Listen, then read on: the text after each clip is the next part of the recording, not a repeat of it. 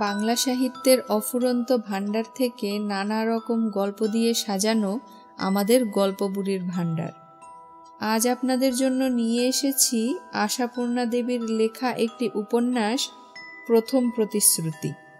আগামী কয়েকটি পর্বে আপনারা শুনবেন এই উপন্যাসটি। আজ শোনাচ্ছি উপন্যাসটির প্রথম পর্ব।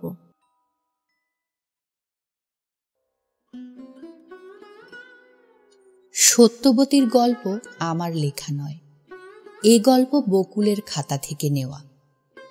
বকুল বলেছিল, একে গল্প বলতে চাও গল্প, সত্যি বলতে চাও সত্যি। বকুলকে আমি ছেলেবেলা থেকে দেখছি, এখনো দেখছি। বরাবরই বলি, বকুল তোমাকে নিয়ে গল্প লেখা যায়। বকুল হাসে, অবিশ্বাস আর কৌতুকের হাসি। না, বকুল নিজে কোনোদিন ভাবে না তাকে নিয়েও গল্প লেখা যায়। নিজের সম্বন্ধে কোনো মূল্যবোধ নেই বকুলের, কোনো চেতনাই নেই। বকুলও যে সত্যিই পৃথিবীর একজন, এ কথা মানতেই পারে না বকুল। সে শুধু জানে সে কিছুই নয়, কেউই নয়, অতি সাধারণের একজন, একেবারে সাধারণ, যাদের নিয়ে গল্প লিখতে গেলে কিছুই লেখবার থাকে না। বকুলের এই ধারণা গড়ে ওঠার মূলে হয়তো ওর জীবনের বনেদের তুচ্ছতা, হয়তো এখন অনেক পেয়েও শৈশবের সেই অনেক কিছু না পাওয়ার ক্ষোভটা আজও রয়ে গেছে তার মনে। সেই ক্ষোভই স্থিমিত করে রেখেছে তার মনকে, কুণ্ঠিত করে রেখেছে তার সত্তাকে। বকুল সুবর্ণলতার অনেকগুলো ছেলে মেয়ের মধ্যে একজন, সুবর্ণলতার শেষ দিকের মেয়ে। সুবর্ণলতার সংসারে বকুলের ভূমিকা ছিল অপরাধীর। অজানা কোনো এক অপরাধে সব সময় সন্ত্রস্ত হয়ে থাকতে হবে বকুলকে। এ যেন বিধি নির্দেশিত বিধান। বকুলের শৈশব মন গঠিত হয়েছিল এই অদ্ভুত এক আলো ছায়ার পরিমণ্ডলে, যার কতকাংশ শুধু ভয়, সন্দেহ, আতঙ্ক, ঘৃণা, আর কতকাংশে জ্যোতির্ময় রহস্যপুরীর উজ্জ্বল চেতনায় উদ্ভাসিত। তবু মানুষকে ভালো না বেশে পারে না বকুল। মানুষকে ভালোবাসে বলেই তো। কিন্তু থাক, এটা তো বকুলের গল্প নয়। বকুল বলেছে, আমার গল্প যদি লিখতেই হয় তো সে আজ নয়, পরে। জীবনের দীর্ঘ পথ পার হয়ে এসে বুঝতে শিখেছে বকুল, পিতামহী প্রপিতামহীর ঋণ শোধ না করে নিজের কথা বলতে নেই। নিভৃত গ্রামের ছায়ান্ধকার পুষ্করিণী ভরা বর্ষায় উপচে উঠে নদীতে গিয়ে মিশে স্রোত হয়ে ছোটে। সেই ধারাই ছুটে ছুটে একদিন সমুদ্রে গিয়ে পড়ে। সেই ছায়ান্ধকারের প্রথম ধারাকে স্বীকৃতি দিতে হবে বইকি। আজকের বাংলাদেশের অজস্র বকুল পারুলদের পিছনে রয়েছে অনেক বছরের সংগ্রামের ইতিহাস। বকুল পারুলদের মা, দিদিমা, পিতামহী আর প্রপিতামহীদের সংগ্রামের ইতিহাস। তারা সংখ্যায় অজস্র ছিল না, তারা অনেকের মধ্যে মাত্র একজন। তারা একলা এগিয়েছে খানা ডোবা ডিঙিয়ে, পাথর ভেঙে, কাটা ঝোপ উপড়ে। পথ কাটতে কাটতে হয়তো দিশেহারা হয়েছে, বসে পড়েছে নিজেরই কাটা পথের পথ জুড়ে। আবার এসেছে আরেকজন, তার আরাধ্য কর্মভার তুলে নিয়েছে নিজের হাতে। এমনি করেই তো তৈরি হলো রাস্তা, যেখান দিয়ে বকুল পারুলরা এগিয়ে চলেছে। বকুলরাও খাটছে বইকি, না খাটলে চলবে কেন? শুধু তো পায়ে চলার পথ হলেই কাজ শেষ হলো না, রথ চলার পথ চাই যে। সে পথ কে কাটবে কে জানে, সে রথ কারা চালাবে কে জানে। যারা চালাবে তারা হয়তো অলস কৌতূহলে অতীত ইতিহাসের পাতা উল্টে দেখতে দেখতে সত্যবতীকে দেখে হেসে উঠবে। নাকে নোলক আর পায়ে মল পড়া 8 বছরের সত্যবতীকে। বকুলও এক সময় হাসত, এখন হাসে না। অনেকটা পথ পার হয়ে বকুল পথের মর্মকথা বুঝতে শিখেছে। তাই যে সত্যবতীকে বকুল কোনোদিন চোখেও দেখেনি, তাকে দেখতে পেয়েছে স্বপ্নে আর কল্পনায়, মমতায় আর শ্রদ্ধায়। তাই তো বকুলের খাতায় সত্যবতীর এমন স্পষ্ট চেহারা আঁকা রয়েছে। নাকে নোলক, কানে সার মাকড়ি, পায়ে ঝাঁঝর মল, বৃন্দাবনী ছাপের ৮ হাতি শাড়ি পরা ৮ বছরের সত্যবতী। বিয়ে হয়ে গেছে বছরখানেক আগে, এখনো ঘর বসতি হয়নি।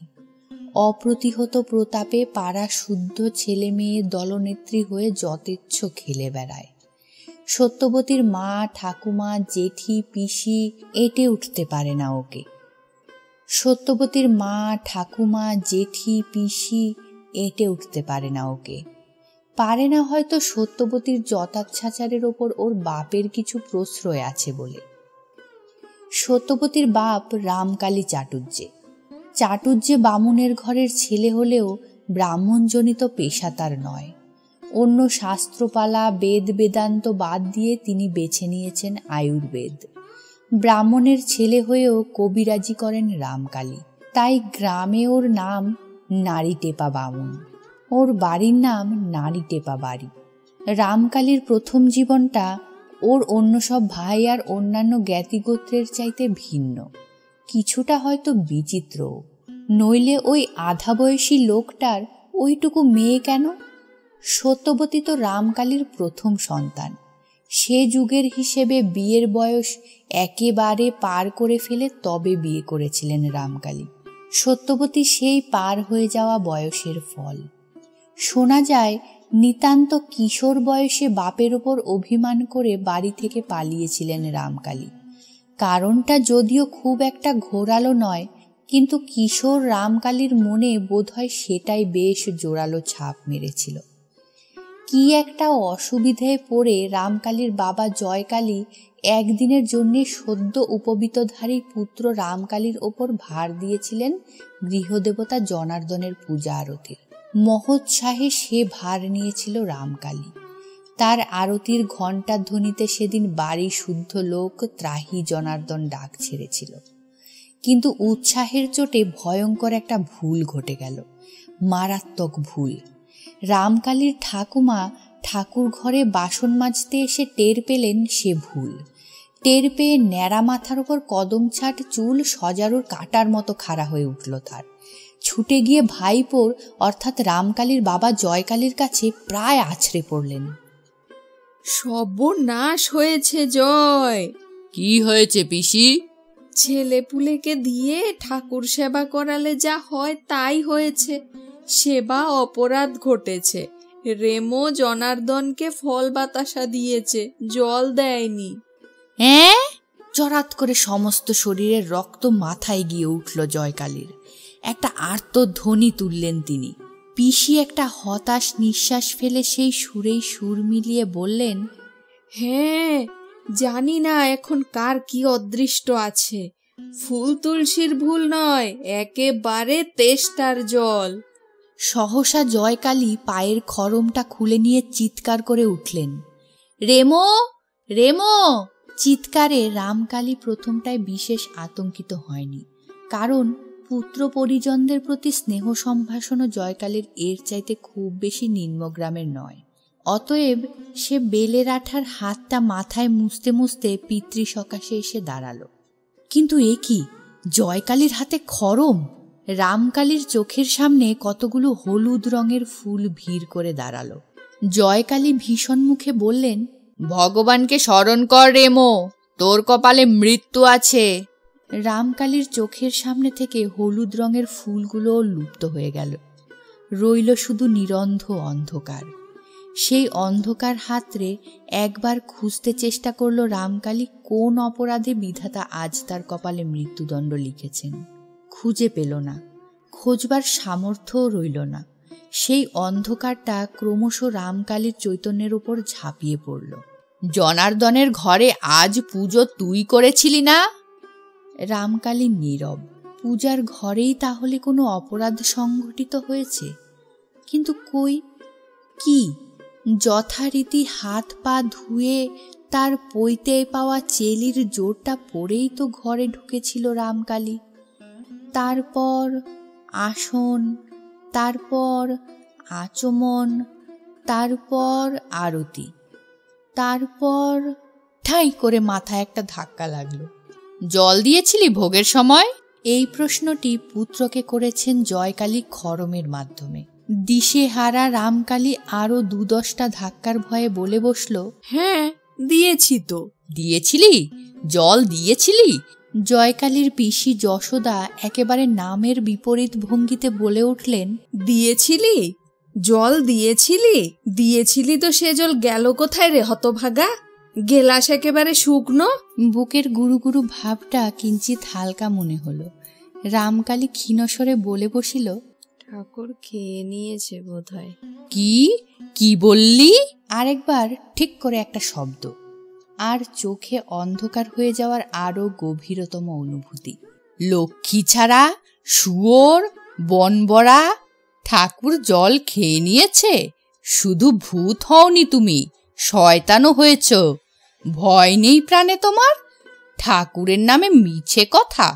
অর্থাৎ মিথ্যা কথাটা যত না অপরাধ হোক, ঠাকুরের নামের সঙ্গে জড়িত হয়ে ভীষণ অপরাধে পরিণত হয়েছে।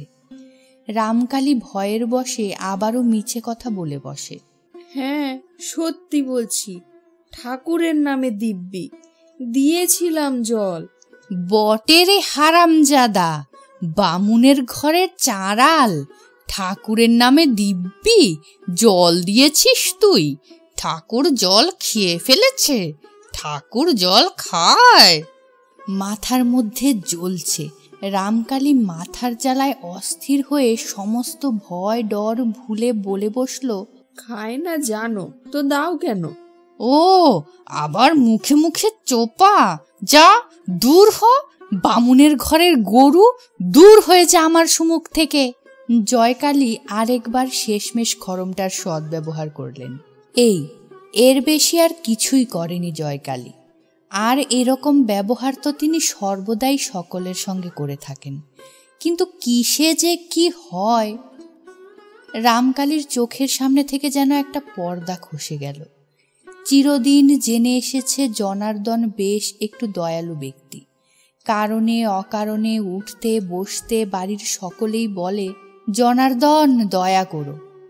কিন্তু কোথায় সে দয়ার কণিকা মাত্র? রামকালী যে মনে মনে প্রাণ ফাটিয়ে চিৎকার করে প্রার্থনা করল, ঠাকুর এই অবিশ্বাসীদের সামনে একবার নিজ মূর্তি প্রকাশ করো, একবার অলক্ষ্য থেকে দৈববাণী করো। ওরে জয়কালী, বৃথা ওকে উৎপীড়ন করছিস। জল আমি সত্যিই খেয়ে ফেলেছি। এক মুঠো বাতাসা খেয়ে ফেলে বড্ড তেষ্টা পেয়ে গিয়েছিল। না, দৈববাণীর ছায়া মাত্র নেই। সেই মুহূর্তে আবিষ্কার করল রামকালী, ঠাকুর মিথ্যে, দেবতা মিথ্যে, পুজো পাঠ প্রার্থনা সবই মিথ্যে। অমোঘ সত্য শুধু খড়ম। পৈতের সময় তারও একজোড়া খড়ম হয়েছে। তার উপযুক্ত ব্যবহার কবে করতে পারবে রামকালী কে জানে। অথচ এই দণ্ডে সমস্ত পৃথিবীর ওপরই সে ব্যবহারটা করতে ইচ্ছে করছে। পৃথিবীতে আর থাকবো না আমি। প্রথমে সংকল্প করল রামকালী, তারপর ক্রমশ পৃথিবীটা ছেড়ে চলে যাবার কোনো উপায় আবিষ্কার করতে না পেরে মনের সঙ্গে রফা করল। পৃথিবীটা আপাতত হাতে থাক, ওটা তো যখন ইচ্ছেই ছাড়া যাবে। ছাড়বার মতো আরো একটা জিনিস রয়েছে, পৃথিবীরই প্রতীক, যেটা বাড়ি। বাড়িই ছাড়বে রামকালী। জন্মে আর কখনো জনার্দনের পুজো যাতে না করতে হয়। তখন নারী টেপার বাড়ি নাম হয়নি, আদি ও অকৃত্রিম চাটুজ্জে বাড়িই ছিল। সকলের শ্রদ্ধা সমীহেরও আধার ছিল। কাজেই বেশ কিছুদিন গ্রামে সারা পড়ে রইল চাটুজ্জেদের ছেলে হারিয়ে যাওয়া নিয়ে। গ্রামের সমস্ত পুকুরে জাল ফেলা হলো, গ্রামের সকল দেবদেবীর কাছে মানসিক মানা হলো। রামকালীর মা রোজ নিয়ম করে ছেলের নামে ঘাটে প্রদীপ ভাসাতে লাগলো। জয়কালী নিয়ম করে জনার্দনের ঘরে তুলসী চড়াতে লাগলেন, কিন্তু কিছুই হলো না। ক্রমশ সকলে প্রায় ভুলেই গেল চাটুজ্জেদের রামকালী বলে একটা ছেলে ছিল। তখন গ্রামের কোনো একটি যুবক একদিন ঘোষণা করল, রামকালী আছে। সে মুকুন্দদাবাদে গিয়েছিল। সেখানে নিজের চোখে দেখে এসেছে রামকালী নবাব বাড়ির কবরেজ গোবিন্দগুপ্তর বাড়িতে রয়েছে, তার শাকরেদি করে কবরেজি শিখছে। শুনে ফ্যাল ফ্যাল করে তাকিয়ে রইলেন জয়কালী।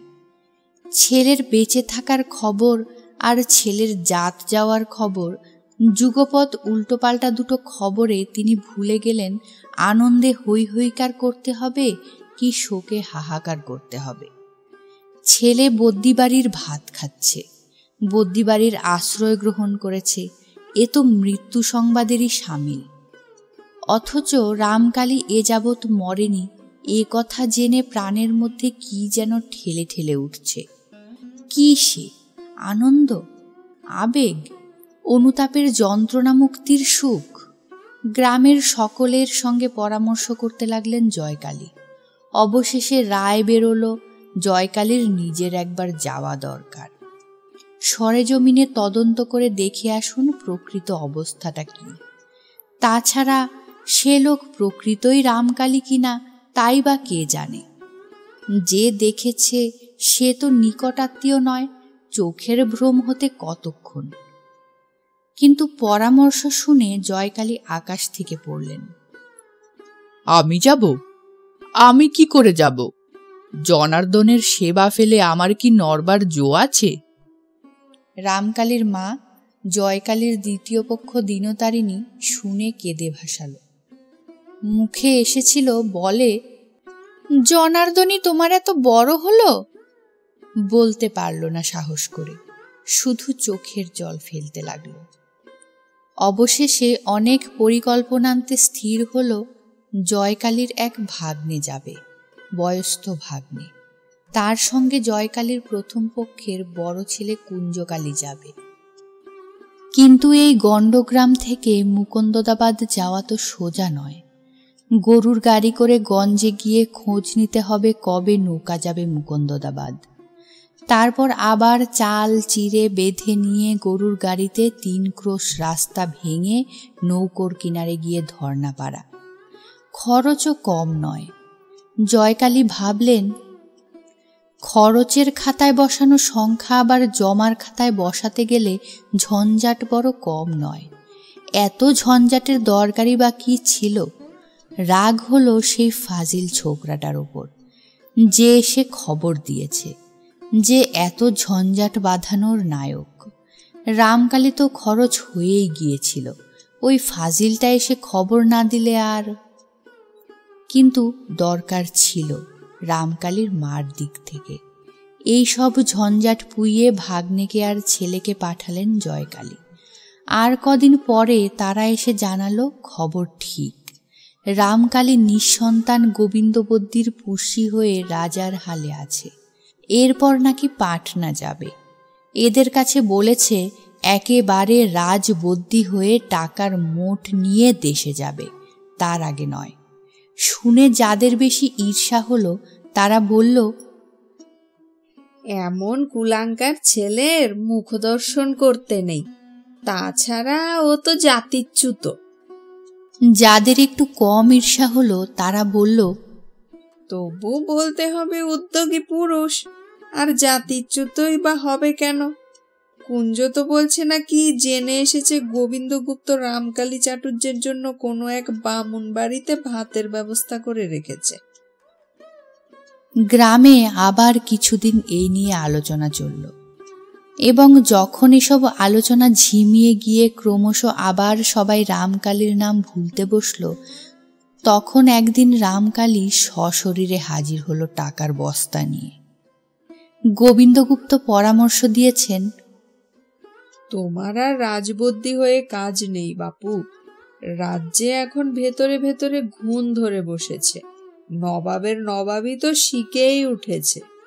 আমার এই দীর্ঘকালের সঞ্চিত অর্থরাশি নিয়ে দেশে পালিয়ে গিয়ে নিজে নবাবি করোগে। আমরা স্ত্রী পুরুষ উভয়ে কাশীবাসে মনস্থির করেছি। অগত্যা চলে এসেছে রামকালী, গঞ্জের ঘাট থেকে নিজের পালকি করে। গোবিন্দগুপ্তর পালকিটাও পেয়েছে রামকালী, নৌকোয় চাপিয়ে নিয়ে এসেছে। কিন্তু তখন জয়কালী মারা গেছেন। এই এক মস্ত আফসোস। বাবাকে একবার দেখতে পারল না। রামকালী, সেই তাড়িয়ে দেওয়া ছেলেটা মানুষ হয়ে ফিরল। গঞ্জে মেলায় যেমন লোক দল বেঁধে পাঁচ পেয়ে গরু দেখতে ছোটে, তেমনি করে দেশের সমস্ত লোক আসতে লাগলো রামকালীকে দেখতে। রামকালী মনে মনে বিব্রত হলেও সকলকে যথোচিত মান্য করল এবং বয়োজ্যেষ্ঠ সকলকে একজোড়া করে ধুতি ও নগদ টাকা দিয়ে প্রণাম করল।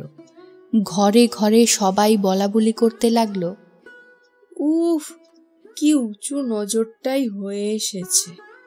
অনেকে নিজের নিজের চিরদিন বাড়ি বসে থাকা ছেলেগুলোর দিকে তাকিয়ে তাকিয়ে নিঃশ্বাস ফেলল।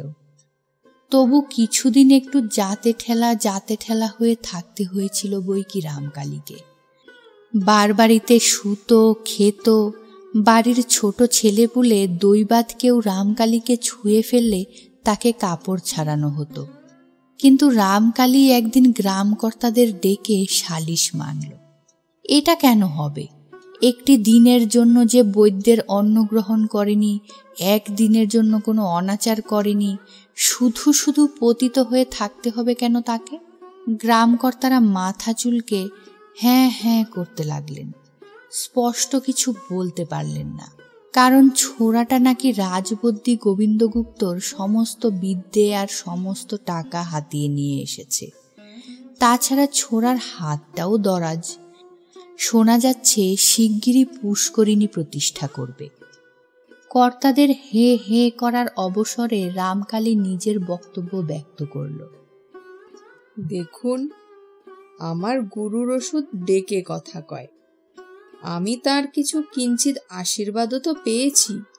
সে বিদ্যে আমার জন্মভূমির, আমার পাড়াপড়শির, আমার জ্ঞাতিগোত্তরের কাজে লাগুক, এই আমি চাই।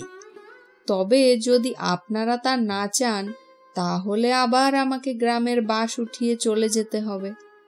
এবার গ্রামকর্তারা হাঁ হাঁ করে উঠলেন। সত্যিই তো, কথাটা তো উড়িয়ে দেবার নয়। সকলেরই একদিন না একদিন নিদেনকাল আছে।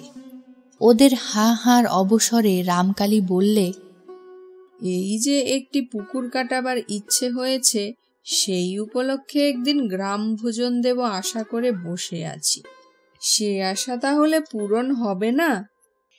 এরা এবার দ্বিধাশূন্য হয়ে সে কি করে উঠলেন। আর অবসরে ফেলু বারুজ্জে এক চাল চেলে বসলেন। কি এক সংস্কৃত শ্লোক আউড়ে বললেন হেসে হেসে, জানো তো, উপযুক্ত বয়সে বিবাহ সংস্কার না হলে কন্যা যেমন অরক্ষণীয়া হয়, পুরুষও তেমনি পতিত হয়। রামকালী মাথা নিচু করে বলল, বয়স প্রায় 30 পার হতে চলল। এ বয়সে কে আমাকে কন্যাদান করবে? ফেলু বারুজ্জে বীরদর্পে বলে উঠলেন, আমিই করব। এতে আমার ভাইয়ারা আমাকে জাতে ঠেলেন তো ঠেলুন। ফেলু বারুজ্জেকে জাতে ঠেলা? জাতের যিনি মাথা? হাহার স্রোত বইতে লাগলো সভায়। আর ফেলুর চালাকি দেখে মনে মনে সবাই নিজেদের গালে মুখে চড়াতে লাগলো। মেয়ে আর কার ঘরে নেই? এরই কিছুদিন পরে ফেলু বারুজ্জের 9 বছরের মেয়ে ভুবি বা ভুবনেশ্বরীর সঙ্গে বিয়ে হয়ে গেল রামকালীর। বহু দিন এত ঘটার বিয়ে হয়নি গ্রামে, কারণ রামকালী নাকি নিজে 500 টাকা লুকিয়ে ওর মা দীনতারিণীর হাতে গুজে দিয়েছিল ঘটা করতে। এই বেহায়ামিটা যথেষ্ট নিন্দনীয়, সন্দেহ নেই, কিন্তু ঘটার মাছ মন্ডাগুলো অনিন্দনীয় ছিল। অতএব রামকালী পুনশ্চ সমাজে প্রতিষ্ঠিত হয়ে গেল। অনুমতি পেল বাড়ির মধ্যে গিয়ে খাবার শোবার। যাক, তারপরও তো কাটল কত কাল। সেই ভুবি বড় হলো, ঘর বসত হলো, 15-16 বছরের ভরা নদী হলো। তারপর তো সত্যবতী। বুড়ো বয়সের প্রথম সন্তান বলেই হয়তো বাপের কাছে কিছু প্রশ্রয় আছে সত্যবতীর। দীনতারিণী নিরামিষ ঘরে রান্না করছিলেন। সত্যবতী দাওয়ার নিচে ছাঁচ তলায় এসে দাঁড়ালো। উঁচু পোতার ঘর, দাওয়ার কিনারাটা সত্যবতীর নাকের কাছাকাছি।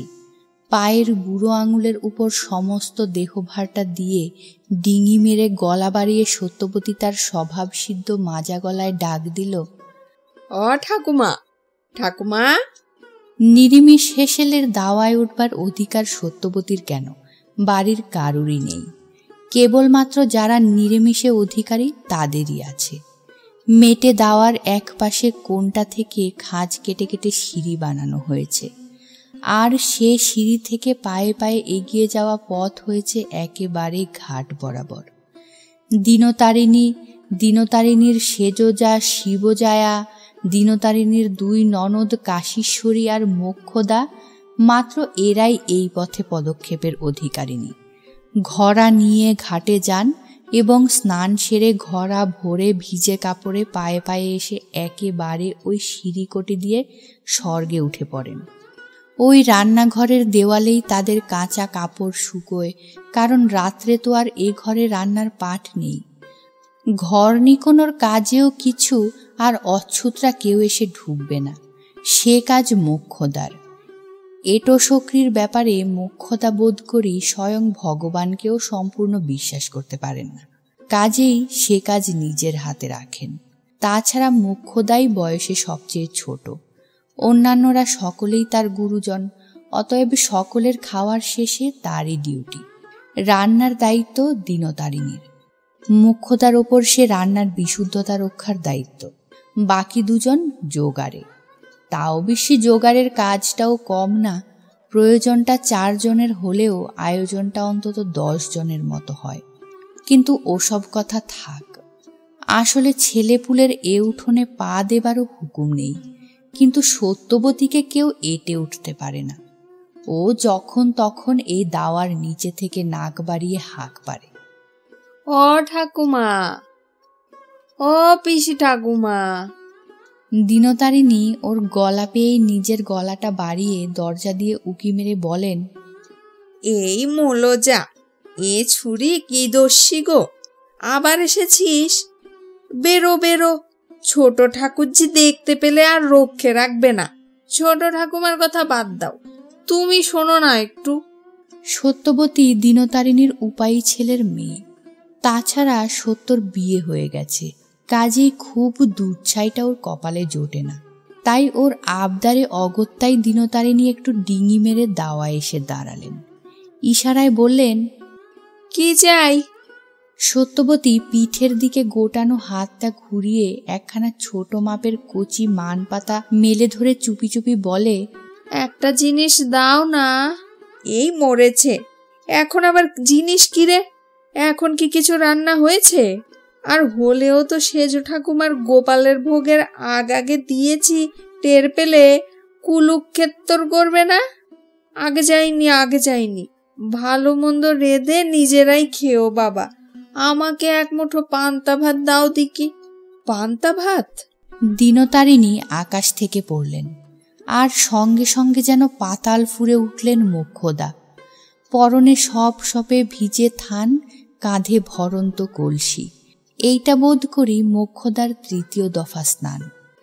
যে কোনো কারণেই হোক, চাল ধুতে কি শাক ধুতে ঘাটে গেলেই মোক্ষদা একবার সবস্ত্র স্নান সেরে নেন। দাওয়ার পৈঠে দিয়ে কখন যে উঠে এসেছেন ঠাকুমা নাতনি কারো চোখে পড়েনি, চোখ পড়ল একেবারে সশরিণীর ওপর। দিনতারিণী অপ্রতিভের এক শেষ, সত্যবতী বিরক্ত, আর মোক্ষদা তিনি হাতে নাতে চোর ধরে ফেলার ডিটেকটিভের মতোই উল্লসিত। আবার তুই এখানে? বারে, আমি কি তোমাদের দাওয়ায় উঠেছি? দাওয়ায় উঠিসনি বলি সত্যিক রাস্তা মারিয়ে এসে সেই পায়ে ওই উঠোনে তো পা দিয়েছিস। তুলসী গাছে জল দিতে উঠোনে নামতে হবে না আমাদের? সত্যবতী গোজ গোজ করে বলল, নাববার সময় তো 10 ঘড়া জল না ঢেলে নাবো না। তবে আবারও তো কি? মুখে মুখে চোপা করিস নে সত্য, অভ্যেস ভালো কর। মোক্ষদা ঘোড়াটাকে দুম করে রান্নাঘরের চৌকাঠের ও পিঠে বসিয়ে আঁচল নিংড়ে নিংড়ে পায়ের কাদা ধুতে ধুতে বললেন, বাপের সোহাগে সোহাগে যে একেবারে ধিঙ্গি পদ পেয়ে বসে আছিস, বলি শ্বশুর ঘর করতে হবে না, পরের বাড়ি যেতে হবে না, আর কদিন ধিঙ্গি নাচ নেচে বেড়াবি? মেরে কেটে আর 2-4 বছর, তারপর গলায় রসুরি দিয়ে টেনে নিয়ে যাবে না, তখন করবি কি? প্রতি কথায় এই পরের ঘরে যাওয়ার বিভীষিকা দেখিয়ে দেখিয়ে জব্দ করার চেষ্টাটা 2 চক্ষের বিষ সত্যবতীর। বরং তাকে ওরা ধরে 2 ঘা মারুক, সহ্য হবে, কিন্তু ওই পরের ঘরের খোঁটা সয় না। অথচ ওইটাই যেন এদের প্রধান ব্রহ্মাস্ত্র। সত্যবতী তাই বিরক্তভাবে বলে, করবো আবার কি? কি আর করবি? উঠতে বসতে শাওরির ঠোনা খাবি। ওই পটলা ঘোষালের ভাইপো বউটার মতন ঠোনা খেতে খেতে গালে কালশিটে পড়ে যাবে। তুমি শোনো না একটু। সত্যবতী বয়স ছাড়া ভঙ্গিতে ঝংকার দিয়ে বলে ওঠে, ছিষ্টি সংসারের লোক তো আর পটল কাকার ভেজের মতো দজ্জাল নয়। ওমা ওমা, শোনো কথা মেয়ের। তা বলবি বই কি? বোর দোষ হলো না, দোষ হলো শাওরির। অবাধ্য চোপাবাজ বউকে কি করবে শুনি? টাটে বসিয়ে ফুলচন্দন দিয়ে পুজো করবে? পুজো করা ছাড়া আর কথা নেই যেন? একটু ভালো চোখে চাইতে পারে না? 2 মিষ্টি কথা বলতে পারে না? ও মা গো, ভেতরে ভেতরে মেয়ে পাকার ধারী হয়েছেন। দেখবো তোর শাওরি কি মধু ঢালা কথা কইবে, কত সোনার চোখে দেখবে। সে যাক, বলি পান্তা ভাতের কথা কি বলছিলি? এতক্ষণ চুপ ছিলেন। এবারে দিনতারিণী হাসেন, হেসে ফেলে বলেন, ও আমার কাছে এসেছে পান্তা ভাত চাইতে। পান্তা ভাত চাইতে এসেছে? আমাদের হেসেলে পান্তা চাইছে, আর তুমি সেই শুনে গা পাতলা করে হাসছো নতুন মেজো বউ? আর কত আহ্লাদ দেবে নাতনিকে? পরকাল যে ঝরঝরে হয়ে যাচ্ছে। বলি শ্বশুর বাড়ি গিয়ে যদি বিধবার হেসেল থেকে 2 পান্তা চেয়ে বসে, তারা বলবে কি? এ কথা ভাববে না যে আমরা বুঝি গপ গপ করে বাঁশি হাঁড়ির ভাতগুলো গিলি? বলো, বলবে কিনা? তাই কখনো কেউ বলে ছোট ঠাকুরজি? ছেলে বুদ্ধি অজ্ঞানে কি না বলে। ছেলে বুদ্ধি? ও মা লো, স্বামীর ঘর করতে পাঠালে ও এখন ছেলের মা হতে পারে, বুঝলে নতুন মেজো বউ? মেয়ের বাক্যি বুলি শোনো না তো কান দিয়ে, সোহাগেই অন্ধ। এই তোকে সাবধান করে দিচ্ছি সত্য, খবরদার 5 জনের সামনে এমনি বেফাস কথা বলে বসবি না। পাড়াপড়শির উনুনমুখীরা তো মজা দেখতেই আছে। এমন কথাটা শুনলে ঠিক বলবে আমরা বাঁশি হাঁড়িতে খাই। লোকে বললেই বা, বললে কি তোমার গায়ে ফোসকা পড়বে? মোক্ষদা নেহাত মেয়েটাকে ছুঁতে পারবেন না, তাই নিজের গালেই একটা চড় মেরে বললেন, শুনলে নতুন মেজো বউ, তোমার নাতনির আসপদ্দার কথা? বলে কিনা লোকে বললেই বা, ডাক শাস্ত্রের কথা। যাকে বলল ছি তার রইল কি? আর বলে কিনা সেরেছে। দিনতারিণী ভাবেন, মোক্ষদা এবার মুখ ধরলে তো আর রক্ষে নেই। দুর্দান্ত স্বাস্থ্য মোক্ষদার, দুরন্ত খিদে তেষ্টা। সেই খিদে তেষ্টা চেপে রেখে 3 প্রহর বেলায় জল খায়, বেলা গড়িয়ে অপরাহ্ন বেলায় ভাত। সকালের দিকে শরীরের মধ্যে ওর খা খা ঝা ঝা করতে থাকে, তাই কথার চোটে থরহরি করে ছাড়ে সবাইকে। প্রসঙ্গটা তাই তাড়াতাড়ি পরিবর্তন করে দিনতারিণী। হ্যাঁলা সত্য, সকালবেলা জলপান খাসনি, অসময়ে এখন পান্তা ভাতের খোঁজ? আহা, কি বুদ্ধির ছিরি! আমি যেন খাবো, কেঁচো আর পান্তা ভাত দিয়ে টোপ ফেলবো। কি করবি? টোপ ফেলবো, টোপ, মাছের টোপ। পেয়েছো শুনতে? নেরামায় কঞ্চি চেঁচে খুব ভালো করে একটা ছিপ করে দিয়েছে, খিড়কির পুকুরে মাছ ধরবো। সত্য? ছিপ ফেলে মাছ ধরবি তুই? খুব নয় বাপ সোহাগী আছিস, তাই বলে কি সাপের 5 পা দেখেছিস? মেয়ে ছিপ ফেলে মাছ ধরবি? আহা, কি বাক্যের ছিরি! মেয়ে মানুষ মাছ ধরে না? রাঙা খুঁড়ি মারা ধরে না? ও বাড়ির পিসিরা ধরে না? মরণ, মুখ পোড়া মেয়ে, ওরা ছিপ ফেলে মাছ ধরে? ওরা তো গামছা ছাকা দিয়ে চুনোপুটি তোলে। তাতে কি, গামছা দিয়ে ধরলে দোষ হয় না, ছিপ দিয়ে ধরলেই দোষ? চুনোপুটি ধরলে দোষ হয় না, বড় মাছ ধরলেই দোষ? তোমাদের এসব শাস্ত্র কে লিখেছে গা? সত্য, এক ফোঁটা মেয়ে অত বাক্কি কেন লা? ঠিক বলেছে ছোট ঠাকুরজি, পরের ঘরে গিয়ে হাড়ির হাল হবে এরপর। বাবা বাবা, দুটো পান্তা চাইতে এসে কি খোয়ার। যাচ্ছি আমি আশ হেসেলের ওদের কাছে। যাব কি? সেখানে তো আবার বড় জেঠি, গুলি ভাটার মতো যাওনি। খেদিদের বাড়ি থেকে নিলেই হতো তার চেয়ে। কি বললি? খেদিদের বাড়ি থেকে ভাত? কায়েত বাড়ির ভাত নিয়ে ঘাটবি তুই? ঘেটেছি নাকি? বাবা বাবা, ফি হাত তোমাদের খালি দোষ আর দোষ। আচ্ছা যাচ্ছি আমি ও হেসেলেই, কিন্তু যখন বড় মাছ ধরবো তখন দেখো। বলে সত্য আঁচড়ানোর চোটে চিড়ে চিড়ে যাওয়া মান পাতাটা হাত থেকে ছুঁড়ে ফেলে দিয়ে চলে যায় দাওয়ার কোণ বরাবর ধরে ও মহলে। সেখানে বিরাট এক কর্মকাণ্ড চলেছে অহরহ। দিনে দুবেলায় 200-250 পাত পড়ে। সেখানেও এমনি উঁচু পোতার রান্নাঘর, তবে দাওয়ায় উঠতে তেমন বাধা নেই। বেপরোয়া উঠে গেল সত্য, আর এদিক ওদিক তাকিয়ে দাওয়ার কোণ থেকে একখানা খালি নারকোলের মালা কুড়িয়ে নিয়ে রন্ধনশালার দরজার সামনে এসে দাঁড়িয়ে সাহসে ভর করে ডাকল, বড় জেঠি।